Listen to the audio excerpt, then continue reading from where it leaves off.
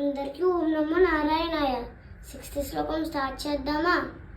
అప్రమేయో ఋషికేశ పద్మనాభో వరప్రభు విశ్వకర్మ మనుస్త్వస్త స్థవిష్టస్ స్థవిరో ధ్రువః.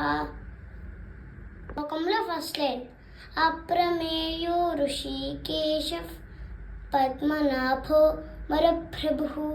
సెకండ్ లైన్ విశ్వకర్మ మనుస్త్వస్త స్థవిష్టస్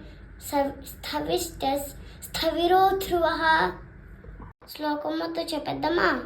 అప్రమేయో ఋషికేశ పద్మనాభో వరప్రభు